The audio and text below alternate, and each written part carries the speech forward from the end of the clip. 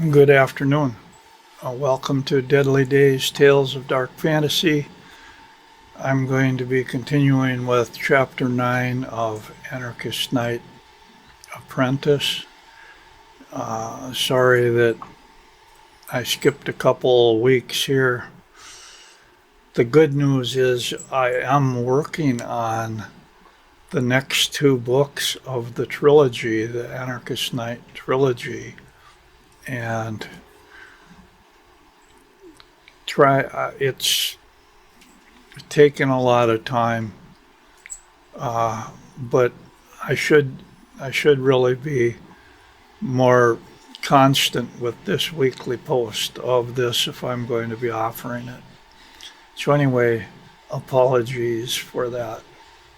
I have a lot going on, and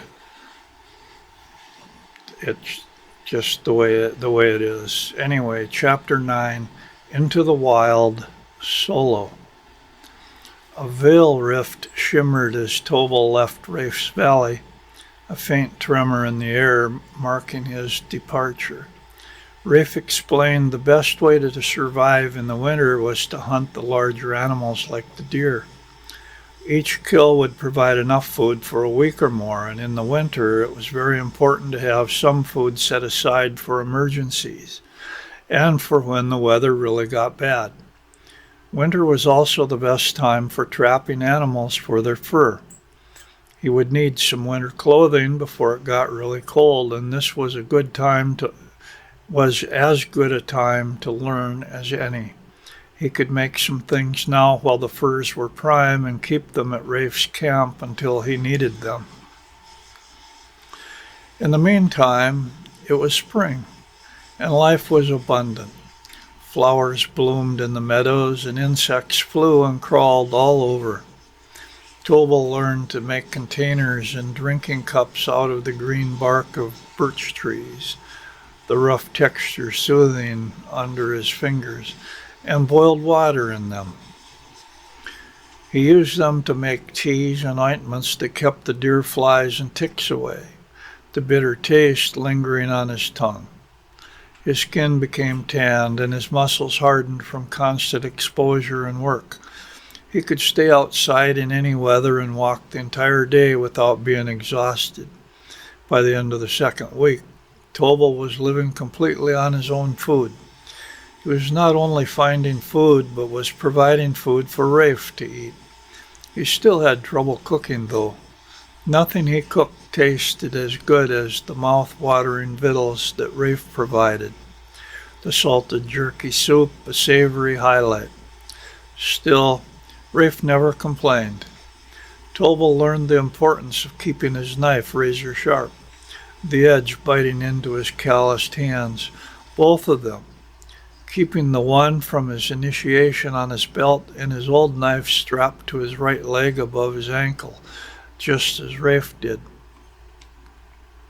By the end of the second week, he was getting bored with the monotony of the daily grind and the constant need to keep busy. He was looking forward to something new. They moved out from Rafe's small valley and traveled in different directions, meeting up at designated spots on the map every other day. Tobal became proficient with the map and with triangulating where he was at any given time, his intuition pulling him toward uncharted paths. He spent some evenings alone and others with Rafe. The evenings he spent with Rafe were spent creating different kinds of shelters and sleeping in them. He was amazed at how many things could be used for shelter. But they all had the bed made of soft, fragrant pine boughs, and he followed the first rule of never sleeping on the ground if it could be avoided. Leaning trees that had fallen provided shelter when combined with the gray poncho material. 2 trees and his walking stick lashed between them became an impromptu tent. Lean-to shelters were easily made, and he also made a small teepee using the gray blanket material. The need for water was always present, and he never strayed too far from a good supply of it. He learned where to look for freshwater springs and water holes. He also learned to collect rainwater with his poncho or blanket and fill his canteens and other containers. Rainwater was fresh and didn't need to be boiled. Water from stagnant pools needed to be boiled before drinking. He practiced continuously with the sling and his bow. He got his first deer at the end of the third week. He was really excited, even though there was too much meat. They spent 2 days slicing and smoking it into jerky that could be stored away to eat later. It made his pack much heavier, and he cached some carefully in a tree, marking the spot on his map so he could return to it later. Once in a while, they would see an air sled in the distance with a medic on it. They would wave, and sometimes the medic would wave back. Medics were not allowed to interfere with the apprentice degrees unless there was an emergency, but they did keep an eye on things. It was during the fourth and final week that Rafe asked Tobal to look at the map and decide where he was going to solo. He should also start thinking about where he was going to be training people. He recommended that Tobal stay roughly within 60 miles of the gathering spot. "Where are the others?" he asked Rafe curiously. "We don't move around too much unless we're training someone," Rafe answered. "The journeymen usually find a permanent spot, and no one bothers them. Many of the older apprentices do too. That's why we haven't seen anyone. Still, a lot of the nicer spots have been taken, and it's getting harder to find an area that someone has not at least passed through. We encourage the newbies to stay within 30 miles of the gathering spot so we can keep an eye on them. Since there are normally not more than 7 or 8 training at any given time, there is lots of space, and it's easy to stay out of each other's way." Tobal enjoyed the rugged outdoor lifestyle and the solitude. He felt a quiet confidence in his growing ability to survive, and was looking forward to his own solo that was rapidly approaching. The fourth week was different than the first 3. It was travel, travel, and more travel. Rafe knew where several people lived, and they set out to visit them. A shadow flickered among the trees one day. A rogue, perhaps, hinting at unseen danger. The meaning was clear. Rafe wanted Tobal to be able to go for help and find someone if it was needed. He also wanted Tobal to know who his friends were. Once, when they were going through the woods, Rafe stopped him and motioned him to be silent. He pointed at 3 figures in black that were going through the woods at a fast dog trot. "There are some people, particularly in the journeyman degree," Rafe said later, "that have gone off the deep end and gone rogue. These journeymen will ambush a person, destroy his or her belongings, take their supplies, and leave them helpless. It is a real danger that must always be kept in mind. Fortunately, the rogues do not stay close to the gathering spot. They are not very good woodsmen and can barely survive on their own during the winter. That's probably why they prey on others. Usually they prey on other journeymen that have set up permanent camps and take their winter supplies. It always pays to be careful. If possible, know whom you are visiting. Some might make you welcome, and some camps might be dangerous. I don't think there is any danger of being killed," Rafe said, "but there is always the possibility of being injured and put in the hospital or something. The medics might not be able to get there in time. If you ever run across something that is not yours, leave it alone. There is no need to get anyone pissed off because you messed with their stuff." With that final warning, they headed back to the gathering spot and the monthly Circle celebration. Circle was different this time around, and Tobal whistled merrily as he traveled the path into camp. He didn't see anyone on the trail, and no one tried to stop him, or Rafe. Rafe seemed amused at Tobal's whistling, but didn't say anything about it. He only whistled a few short bars at 2 sharp turns in the trail, and that was it. People were setting up teepees and gathering wood for the fires. There was a lot of work to do, and Tobal joined in with enthusiasm. He helped dig the roasting pits where the bigger animals were being prepared. It felt good to work alongside other clansmen and joke with them. He was grateful to contribute, and as evening came closer, he wondered what the night would bring. Everyone was changing into robes. All clan members at Circle wore robes that they kept in one of the storage buildings. A black-robed guard was handing them out. There was no reason to haul robes around all month when they were only used here. Tobal was given a long gray robe similar to the one he had gotten at Sanctuary. "Just bring it back tomorrow when you're done with it," was all the guard told him. It turned out only 4 newbies were being initiated that night. Tobal made some new friends and was hanging out with them. They were all apprentices. Z was a raven-haired girl with shoulder-length hair and a good sense of humor. She had been one of Rafe's students and was training her first newbie. Nikki, the newbie, had just arrived at Sanctuary 2 weeks ago and was being initiated as apprentice that night, but would be waiting till next month before starting her solo.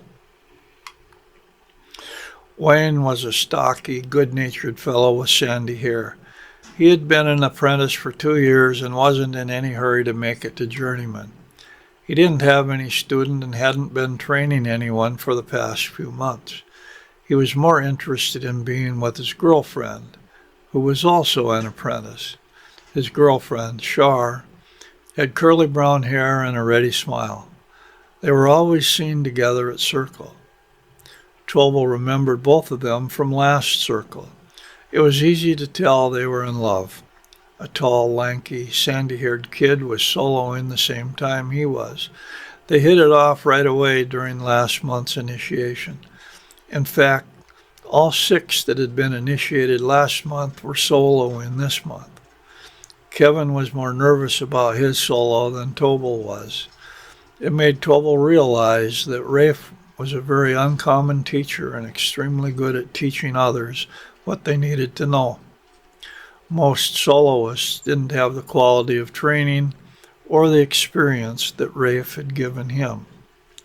Kevin kept thinking about bad things that might happen in the woods, things that hadn't occurred to Tobal since his first weeks of training. Many clansmen were excited about the 6 of them soloing, and they were given lots of support and encouragement. Nikki kept staring at Tobal's face.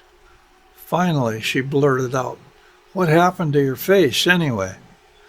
Tobal was caught by surprise and off guard. I was attacked by a wild animal that knocked me down. I fought it off and was really lucky," he lied. "I almost lost the sight in this eye," and he fingered the long scar around his right eye. Nikki said, "It makes you look kind of sexy and dangerous." And it was her turn to blush. Rising to her feet, she crossed over to where Tobal was sitting and crouched down in front of him, putting her arms around his neck. "Very sexy," she whispered, and kissed him deeply and passionately on the lips, pulling his hand against the top of her breast where her robe lay casually open at the top. Then she stood back up and walked toward the kitchen to refill her mug of beer. Tobal was stunned, then pleased. In this camp, there were many scars and tattoos, and each one had a story. In fact, the more scars or tattoos a person had, the more stories that went with them. Wayne was planning on getting matching tattoos with Shar.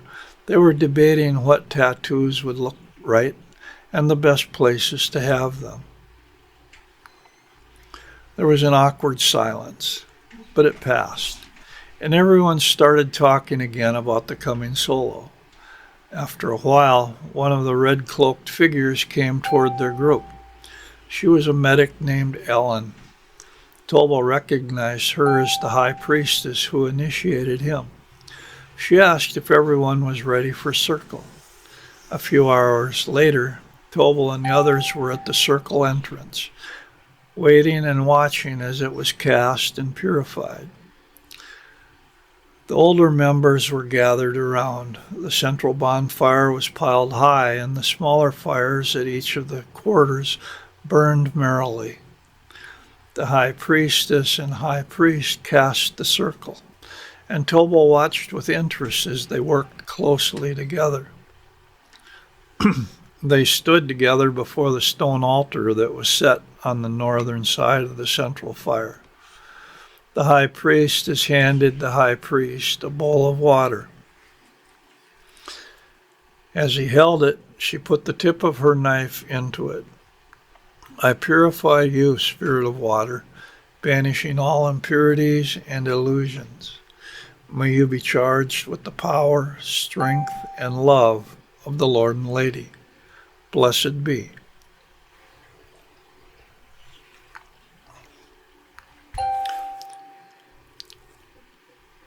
Then the high priest put the bowl of water back on the altar and picked up a bowl of rock salt, handing it to the high priestess.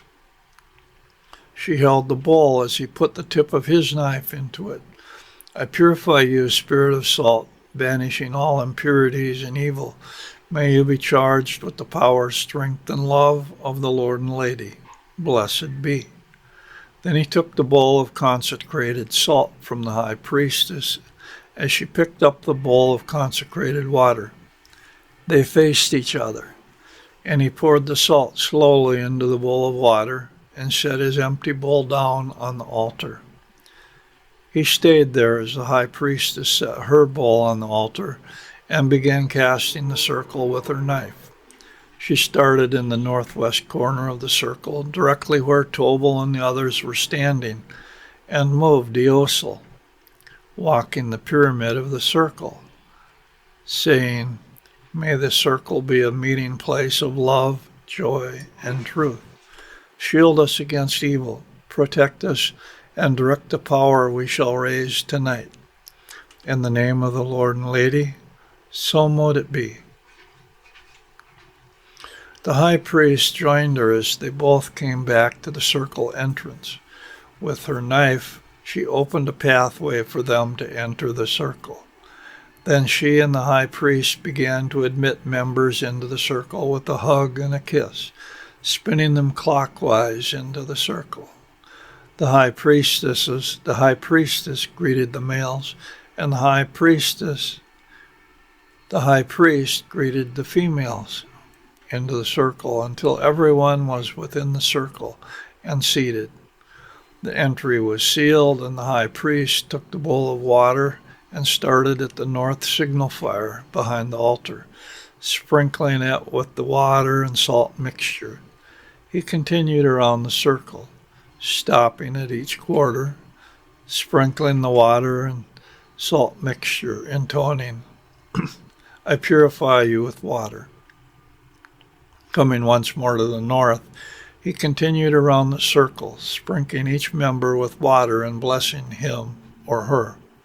As he was doing this, a different master in a red cloak took up a smoking smudge of sage and stopped at each quarter, waving the smoking smudge, saying, I purify you with air. She continued around the circle, blessing and purifying each circle member. Another master took a flaming torch from the central bonfire and purified the circle and members with fire. Only the high priestess and high priest had their hoods down. The other red-cloaked figures had large hoods that covered their faces and hid their identities. Tobal only recognized Ellen as the high priestess. A Yggdrasil pulse trembled beneath the fire, a faint hum grounding the energy. The high priestess went to the east of the circle and drew an invoking pentagram of air with her knife. Watchtowers of the east, powers of the air, I call upon you to be with us tonight. Moving along the edge of the circle to the south quarter, she traced a matching invoking pentagram of fire in the air in front of the signal fire. Watchtowers of the south, powers of fire, I call upon you to be with us tonight. Moving to the west, she traced an invoking pentagram of water in front of that signal fire. Watchtowers of the west, powers of water, I call upon you to be with us tonight. Moving to the north, she traced an invoking pentagram of earth in front of that signal fire. Watchtowers of the north, powers of earth, I call upon you to be with us tonight. Tobal suddenly felt an electrical tension that filled the circle. It was a powerful energy, but also quiet and balanced. He sensed each of the four energies and wondered at their uses, a psychic flicker brushing his mind with a distant fear. Returning to the altar in the north, the high priestess made the sign of the cross and turned with her back facing the altar. Her robe slipped to the ground, displaying her naked body in the firelight. The high priest, with his right forefinger, touched her right breast, left breast, womb, and back up to her right breast, making a downward pointing triangle. I invoke and call upon the eternal lady that is deep within you and has always been within you from the birth of your physical body and from the birth of your eternal soul. Join us in peace and love within our circle and give us your blessings. The high priest stepped back and waited silently. The high priestess opened her eyes, and Tobal could swear it was not the same person. Her eyes and voice took on a power and authority that filled the entire circle, a transcendent hell surge warming his intuition. Let there be love. Slowly they traded places, and the high priest stood with his back to the altar, and his robe slid to the ground, exposing his hard and muscled figure. The high priestess, with power and authority, touched him first on the center of the forehead, then the left shoulder, the right shoulder, and back to the forehead once more, making an upward pointing triangle. I invoke and call upon the eternal Lord that is deep within you and has always been within you since the birth of your physical body and the birth of your immortal soul. Join us in energy and light within our circle and give us your blessings. Then she stood back and waited. The high priest opened his eyes and responded, spreading his arms wide in blessing. Let there be light. Tobal could feel energy filling the circle. It was charged with a type of static electricity, and he was feeling hot and stuffy, almost a little uncomfortable. He also felt the presence of the Lord and Lady within the high priest and high priestess, and wondered at it, their hill energy pulsing through him. The high priestess and the high priest then stood side by side, facing the east, holding hands as she intoned the charge of the Lord and Lady as he first heard it during his initiation. He felt deeply stirred at the memory, and suddenly he could see and feel both the Lord and Lady leaving the high priest and high priestess and taking their place above the central fire. He sensed them in his mind, looking down in blessing and filling the circle with love, peace, and healing. It seemed they looked directly toward him and smiled in welcome. Then the drums began, and members began to dance deosel around the circle. Tobal joined reluctantly at first, and then with growing passion. They danced slowly and then more wildly as the energy level rose. The drums beat more rapidly, and the dancers became crazed, throwing off robes and dancing naked in the firelight. They leapt and sang in ecstasy, moving around the fire alone and as partners, losing themselves to the beat and rhythm of the drums. Tobal gave himself to the pounding rhythm and to the Lord and Lady. He was dancing for them. The drums beat faster and faster until the dancers were sweat-streaked, but showed no signs of stopping. A sudden signal from the high priestess brought complete and abrupt silence to the entire circle as everyone turned and looked at her. The tension and energy in the circle was overpowering. "Lord and Lady," she shouted, "we ask you to send your blessings and our blessings out to those in special need this night. We especially ask you to bless and assist those that are about to solo. Be with them and guide their steps so they may return successfully to us in a month's time." "So mote it be." "So mote it be," the entire circle replied, and Tobal felt such a wave of energy and love wash over him that he was swept out of his body and up once more into the arms of the lady, this time as a baby. She gazed lovingly into his eyes as his consciousness faded away. Tobal woke as someone helped him back to the edge of the circle where his robe was lying. That wasn't the end, though, because Nikki's initiation began. Again, he experienced a buildup of energy, only this time it was directed at Nikki. Again, in his mind's eye, he saw the Lord and Lady taking their place above the central fire.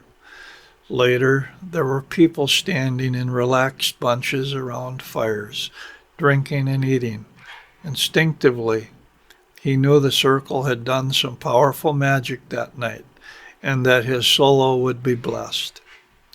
As the gathering wound down, Ellen, the high priestess, approached him. "I noticed you faint when the Lord and Lady blessed you," she said gently. "You might be sensitive to them and want to know more. I'm holding a special meditation group tomorrow morning for those interested in studying their mysteries and shifting to other realms. You're welcome to join if you'd like. Not everyone does." Tobal nodded, intrigued.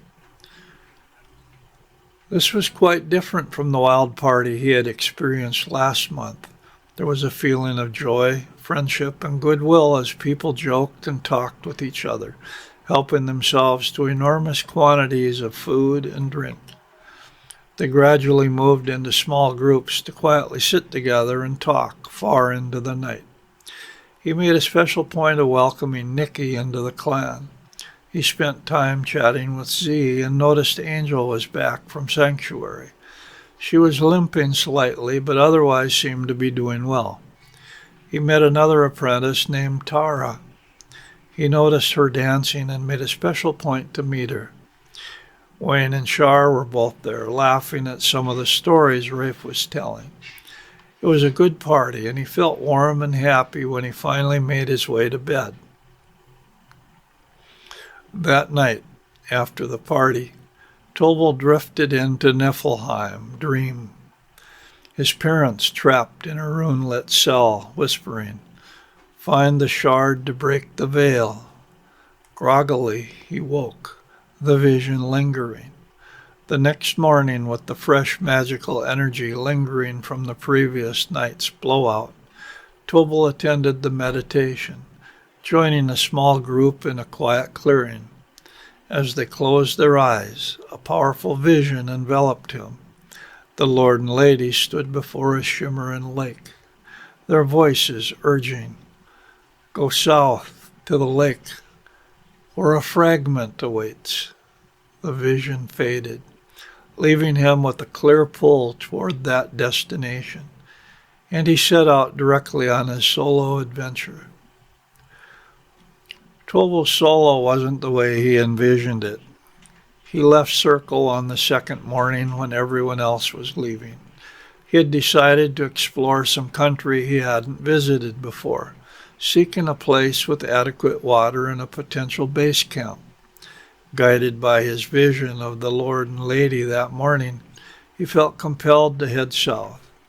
His map showed a small lake about 100 miles south, a spot he'd noticed before but now felt drawn to explore.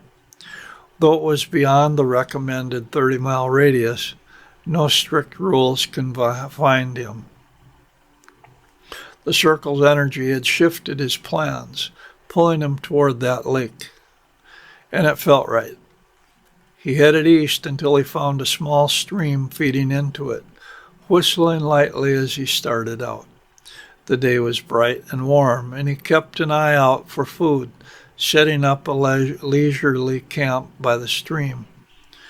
Late May brought a chill to the evenings, but pleasant days.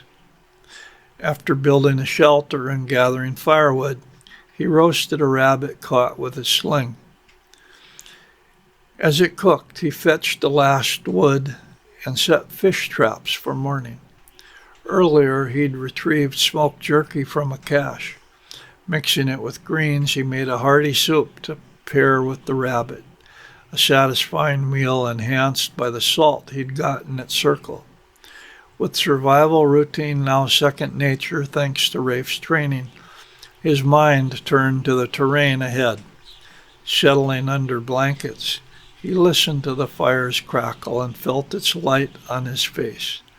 The Lord and Lady's protective presence filled his mind. A hell surge warming his intuition, and he drifted into a peaceful sleep, waking only to stoke the embers. That's it for this chapter. I hope you enjoyed it. Till next week, thank you guys.